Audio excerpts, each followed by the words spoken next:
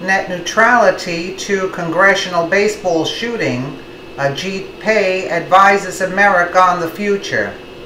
President Donald Trump's 44-year-old chairman of the Federal Communications Commission, FCC, is calling for more civil discourse following the attempted assassination of Republicans at the congressional baseball practice, and his call is personal. Ajit Pai has been under intense incendiary attacks and even physical threat by the left and its mob followers.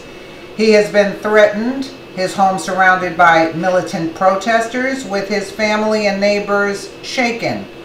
Pai's position makes him one of the most despised Trump appointees and is facing ritual defamation by activists tied to Occupy Wall Street, the resistance to Trump's governance, the Ford Foundation, and George Soros' funded groups.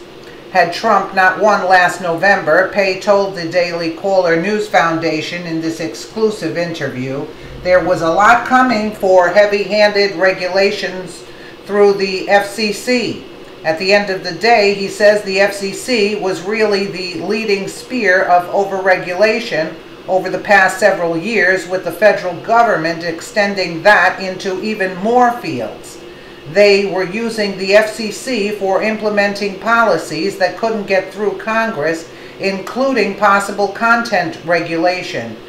Pai was born in Buffalo and raised in Kansas to parents who emigrated from India in 1971 with $10 and a transistor radio.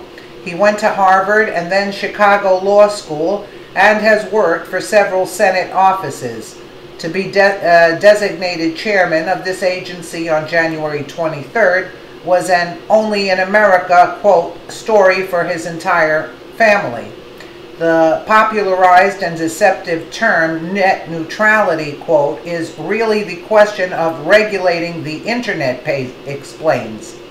He prefers the bipartisan light touch to government intervention that ruled until the Obama regulatory changes of 2015.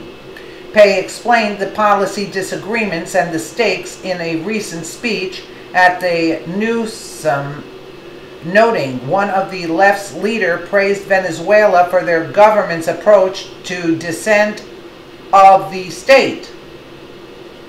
One comprehensive report explains why the left assaults the integrity of the private sector with anti-capitalist rhetoric in order to grow the government's hand.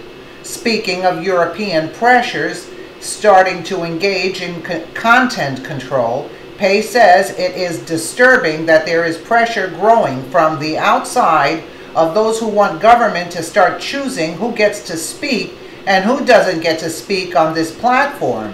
Pai believes the internet has been one of the greatest platforms for free speech and free expression that has ever existed. In Europe, pressures are mounting to use government to challenge extremist speech in novel manners. Governments are increasingly looking towards pressuring private companies to censor by proxy. But as Michelle Malkin explains, distinguishing terrorist speech from First Amendment protected political free speech, even here, is fraught with peril, as she has experienced firsthand. Pai also discusses the digital divide and scandals of abuse of funding that have been uncovered. For more on Pai, watch the FCC website and follow him on Twitter. Ms. Thomas does not necessarily support or endorse the products or positions promoted in any advertisement, does not have control or receive compensatory from any advertisement. Let's just take a listen. But when Obama gave the internet away, our internet, you see there have been drastic changes. Had the Trump election not interrupted where the Obama team was bringing the FCC and those policies, what was at stake? What was coming that you could tell? There was a lot coming, and much of it would probably be in the weeds. The FCC is a highly arcane field with a lot of acronyms and technological issues that are hard to describe in plain English. But at the end of the day, the FCC was really the leading spear of overregulation over the past several years. And I think what was at stake was the federal government extending that into ever more fields, regulating ever more strongly some of these industries that already were suffering under pretty strong regulatory burden. Consumers at the end of the day suffering with less innovation and investment in infrastructure because the private sector would not be willing to take these risks. And I think what you've seen over the last several months is that there was an opportunity cost to this overregulation. We're now seeing a lot of companies saying, no, we feel more certain about where the regulatory environment is going. We know that the current FCC takes seriously the fact that we are drowning in paperwork, for instance, or don't have the incentives to invest in infrastructure. And so I think they're coming around to the view that now they can feel free to do what they do best, which is to help their customers, the American people, have better, faster, cheaper communication services. And it was really a crossroads, I think, in a lot of ways.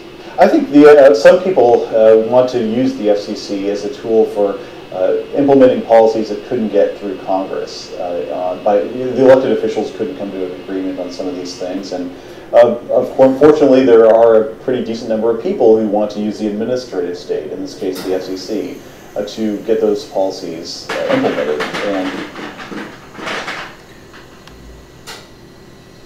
And so whether it is such things as potentially content regulation or the like, I think a lot of people want the FCC to be the leader rather than the follower of our elected branches of government, and that's pretty disturbing to me for a variety of reasons.